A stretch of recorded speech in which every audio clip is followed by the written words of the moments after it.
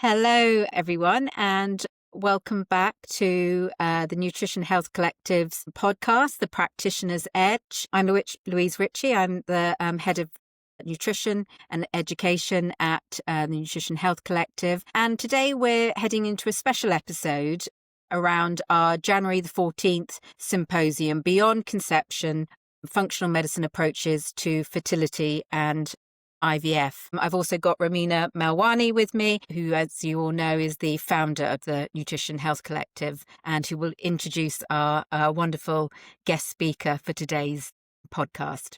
So excited to have you with us, Liadh, because we're not just doing a symposium, but I wanted to start off by explaining a little bit about how Liadh and myself met. Basically, a couple of years ago, I was looking to understand how to freeze my eggs, how to preserve them. I was in my late 30s, and whilst I was doing all of this research, I found Liadh's beautiful women's health network that was really working on not just looking at conception from a natural fertility solution, but even working with IVF. What can a woman in her late 30s, in her 40s do to improve egg quality, to improve mitochondrial health? And I was fascinated because whilst I read a multitude of different books, such as, it starts with an egg, there were so many different books I was referred to.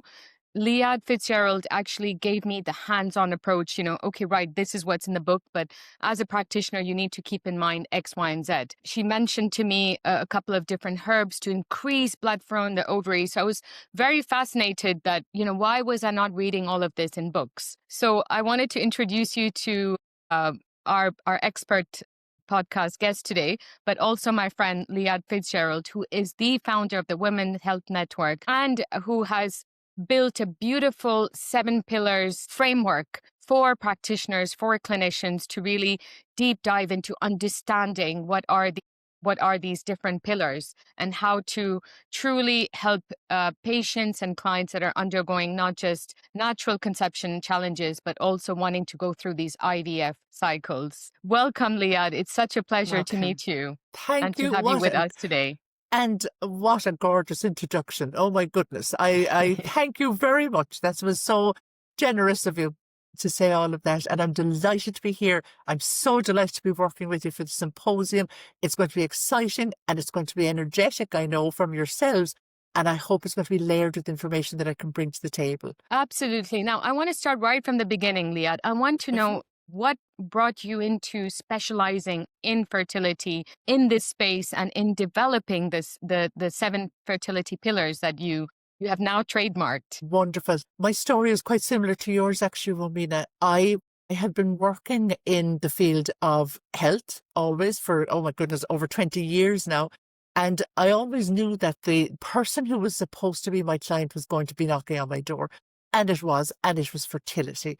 And which I absolutely loved. And I loved working with women and, of course, couples. And I just loved the whole fertility side of work. Now, I was working as a naturopath and an acupuncturist at the time, we'd say 20 years ago. Then, lo and behold, came knocking on my own door as well, but was a huge fertility challenge, which I hadn't expected. And I remember, now my eldest daughter now was 14, so this would have been 15, 16, 17 years ago. And I remember thinking to myself, oh my goodness, I have all of this knowledge, but actually none of it is staying in my mind. None of it I'm not benefiting myself with it because I feel so erratic within this journey. I cannot pull everything together and I cannot make sense of what I need to do. But I did, I managed it. I managed to get my health really good. I had no choice but to go down the route of IVF. Again, in my late 30s, I felt a bit foolish, not understanding IVF and a bit foolish when it came to the medication and the processes. I was very lucky that one of my friends is a fertility nurse and she sat with me for as long as I needed to get the information about what was the journey ahead going to look like. And I remember coming through it all. I remember going to a well-known store. It's a UK store, but we have it here in Ireland as well. And I was looking for the baby products. And I remember asking, if I can't breastfeed, what type of a bottle do I need? And I asked somebody who was working there and they said, whatever size you want. I was like, and I left the store in tears, think, I don't know what size teat I might need for a bottle. I don't know anything that's facing me. And it was really, as a woman, and as a woman in her late 30s, it left an ache within me, is the best way to describe it. And it left this massive question mark and exclamation mark above my head. Why don't we know about this? How can I support other women?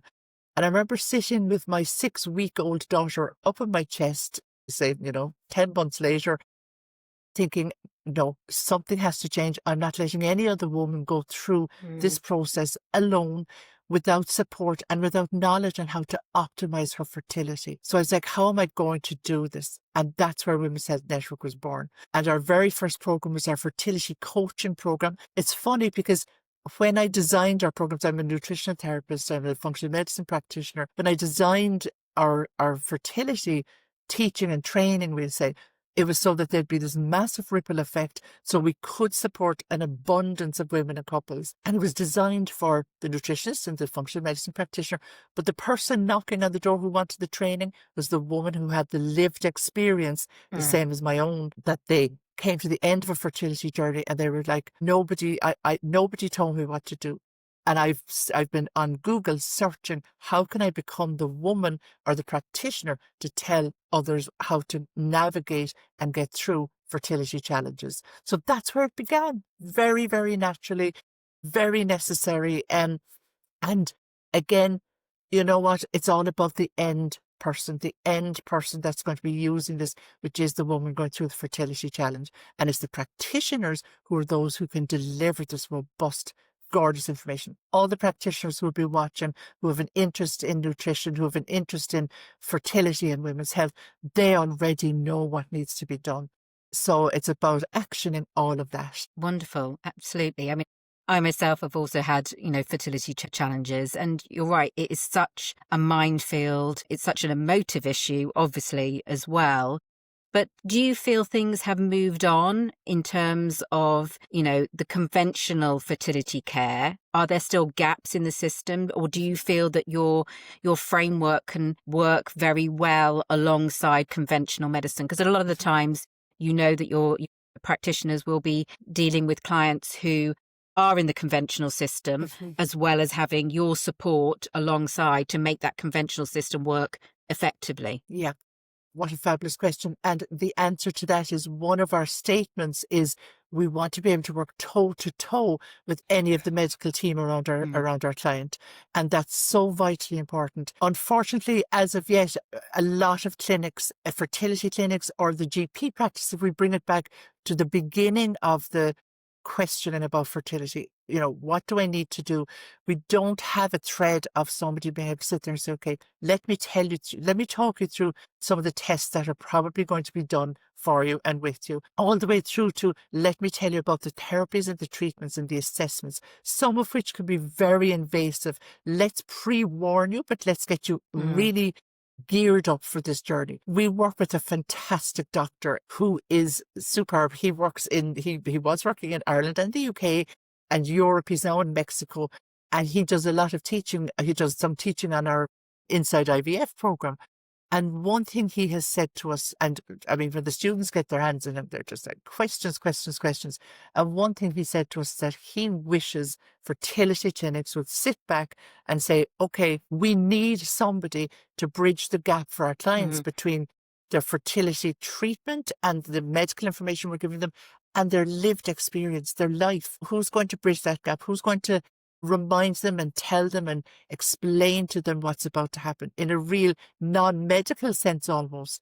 And what he also says is that he has done some research and he knows that, or he can see, and he's discussed it with others, and the other clinics agree as well, that when it comes to the dropout from IVF treatments, so maybe we've done 2 or 3 treatments, maybe they haven't worked and we're stepping back from it. And he says that this isn't often due to the financial aspect, because he said if you were to offer the couple or the individual free treatment, they were very likely going to say, no, we're still stepping back, because the emotional side of it was too much of a burden. And that's what's missing. And the emotional side with regards to holding you through every step of the fertility journey. that's missing. And that's what practitioners who are that, I suppose, non-medical style practitioner, that's what we can bring to the table. We can be that container for the person going through the fertility journey, along with optimizing reproductive function where we can, helping them match life and work and the fertility journey together, helping them put up boundaries because we don't always want everybody to know what's happening. So there's a huge amount that's 100% missing, and there's no getting around that. The medical side of it is wonderful. The advances in fertility treatments are just, I was reading stuff before Christmas that just blew my mind. We're talking fertility treatment without any medication on really immature oocytes. This is some of the latest stuff coming through. Very raw, very unsearched yet.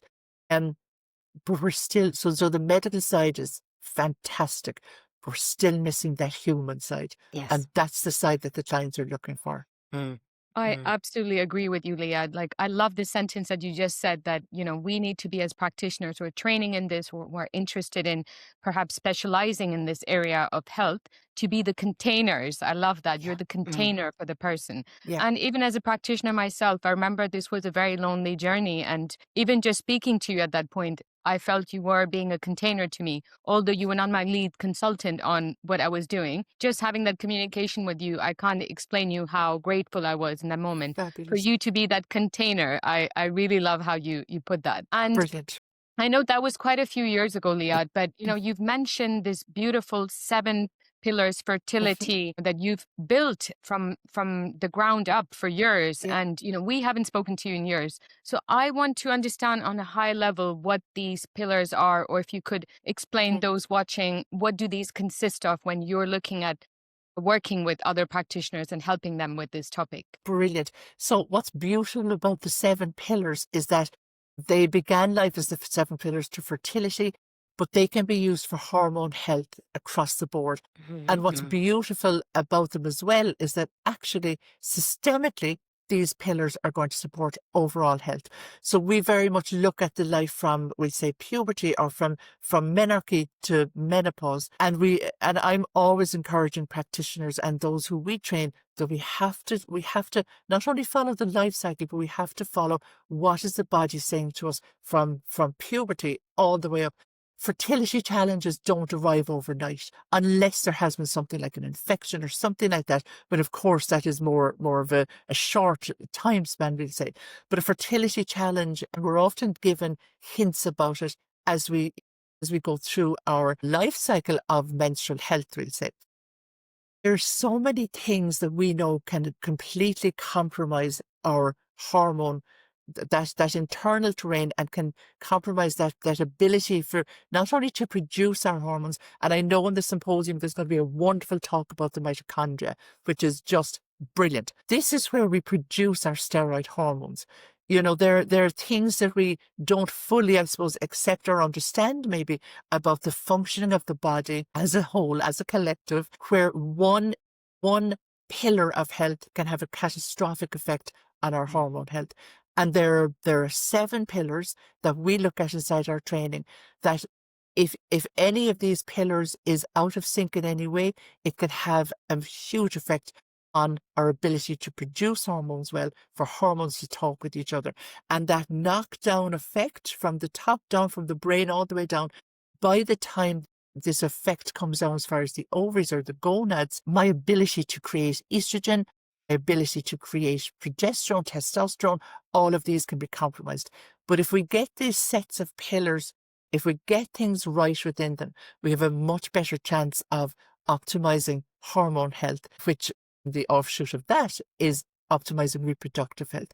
So we look at things like, and I'll give you a couple of them maybe here, we'd be looking at them, wider at the symposium. And most practitioners know, and especially as nutritionists, we always say everything begins in the gut. But actually that's quite true. And if we think about, I'm just going to talk about 3 things about the gut. It has an effect on our immune response, okay? And we know that the immune response is something that we look at in reproductive health. There's now reproductive immunology, so it's taken very seriously.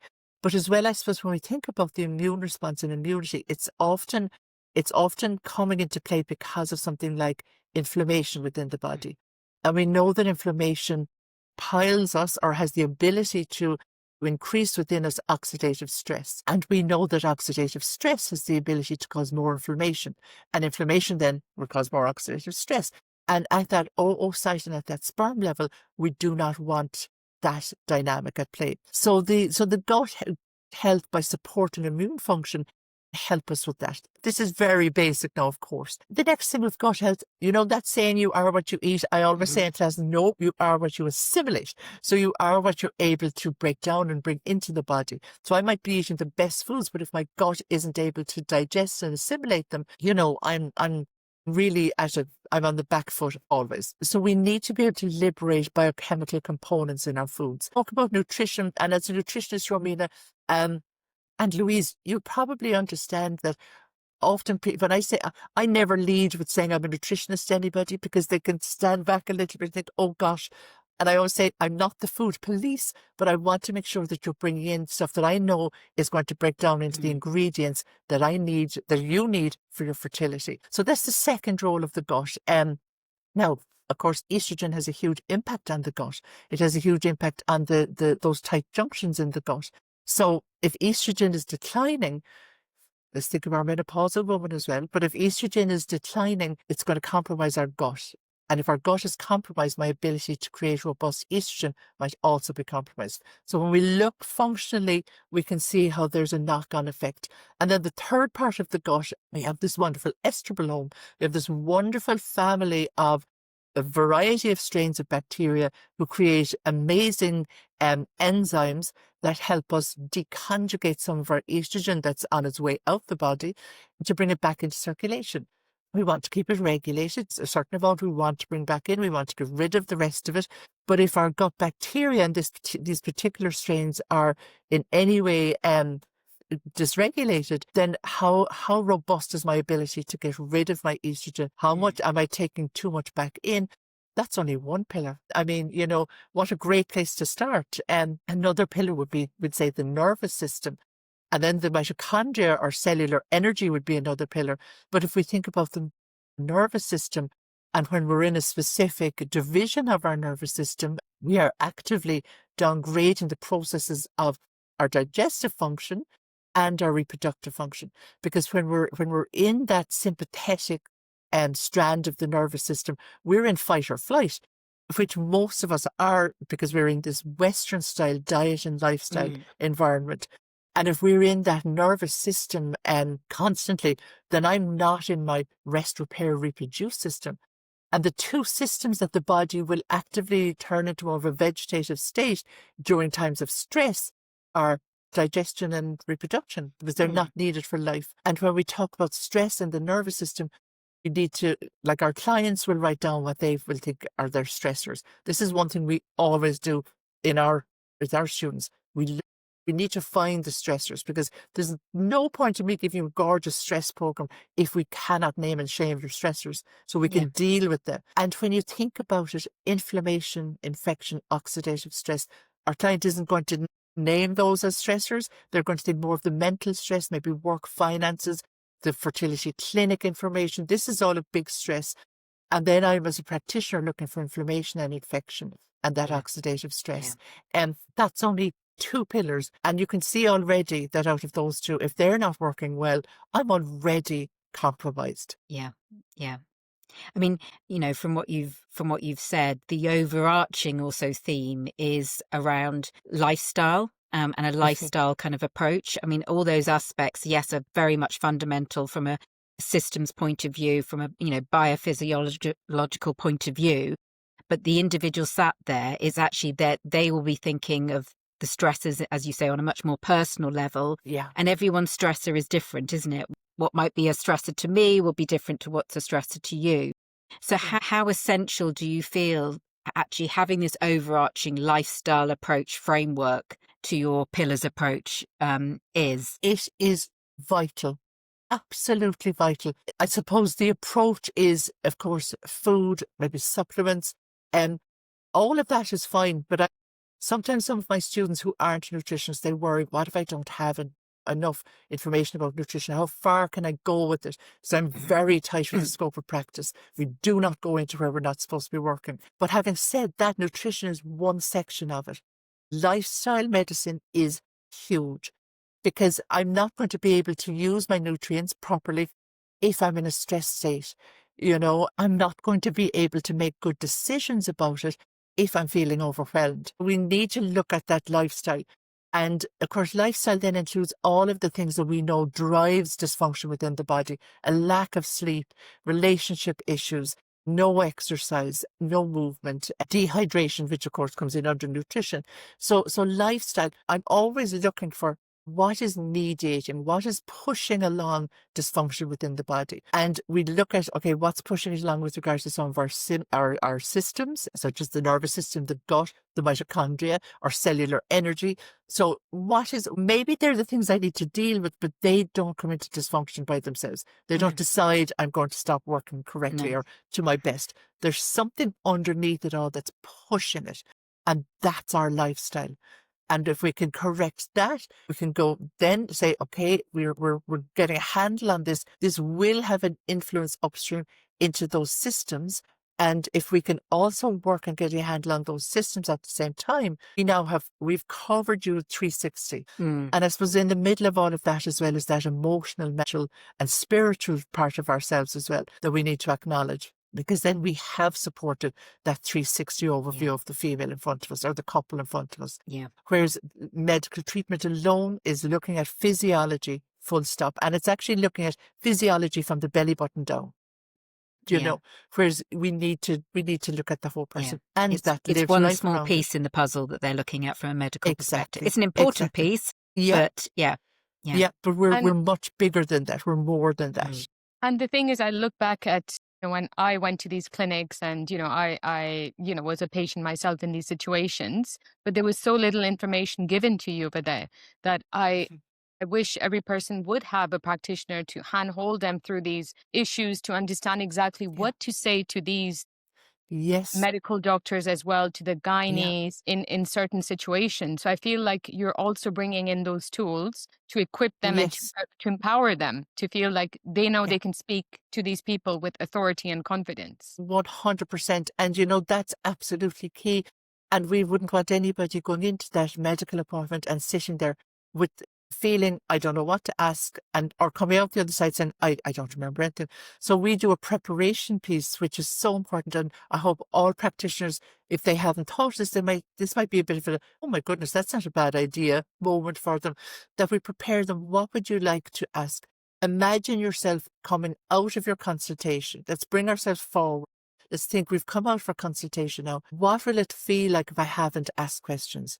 What were the questions I wish I'd had the hindsight to ask? Because we can almost sit in that hindsight division here, and let's think, what do you want? Let's write them down. Let's make you a list and bring that list with you. And maybe we'll create a plan around it as well. We do a lot of coaching to create a plan. So maybe the plan is you're coming out at the end of your session and every single question has been answered for you. And maybe at the end of it, you've hooked onto the medic. I might have more questions. Who can I email? So that you have a plan in place. So you're not going in blind and you're not going in at the mercy of the information you're going to be given. You're going to be going in control. Absolutely. That's priceless. Absolutely. And you mentioned that within the framework, you could have, like you said, you're truly looking for that dysfunction. But what if you have people who have come in with existing dysfunction, such as endometriosis or PCOS? In those situations, Liadh, how are we able to work with this framework? Yeah, brilliant.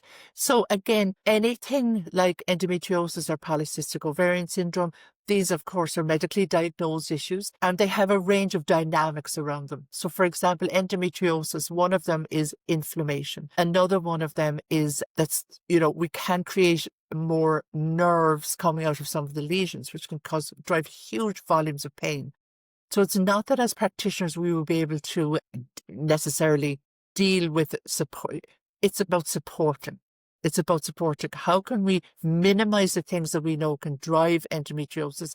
But not only that, if you have something like endometrial polycystic ovarian syndrome, and you're going through fertility treatment, what is the protocol they've set for you? And is this the best protocol? For example, with endometriosis, some of the protocols that are out there they do not equal good practice when it comes to IVF and endometriosis. So it might be a case of, is there a second opinion? Is there an expert out there? And I can tell you there is. Is there an expert out there who has tried and tested protocols that will support the disease or disorder I've been diagnosed with? Because these are the people I'd be encouraging my clients to get an opinion through. And I wouldn't make any apologies about it, because at the end of the day, I want to have my baby. And if I maybe put somebody's nose out of joint, that's fine. I don't mind. I don't want to do it maybe, but I don't mind. And I'll be supported to get that second opinion. But when we come back to the 7 pillars, every single one of those pillars will support the system. And we do use these pillars as well when it comes to our endometriosis and PCOS training. So they're absolutely vital for hormone regulation, for minimizing the likes of the inflammatory markers, or not the inflammatory markers, but inflammation that we see in endometriosis, for minimizing that metabolic part of PCOS. This is all built into the 7 pillars. So we focus on talking about it with regards to fertility, but the 7 pillars, for any of you practitioners that are working with women in general, they're all going to benefit women across the lifespan, which is brilliant. Yeah.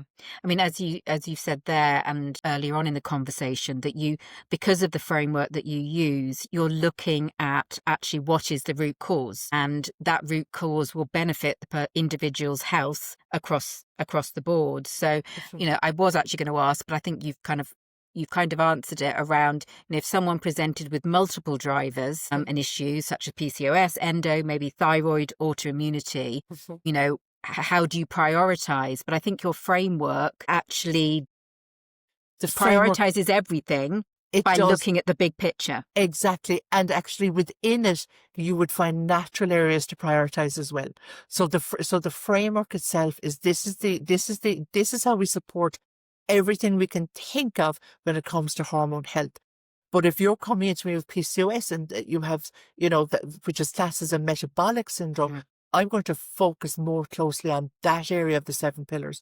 But actually, when I'm looking at you and speaking with you, maybe you're so stressed, we have to start with that pillar, and maybe your body feels so toxic, maybe we have to start in that area. We start somewhere and it'll be personalized. Yeah. And we will very likely hit every single pillar as we go through our support with you.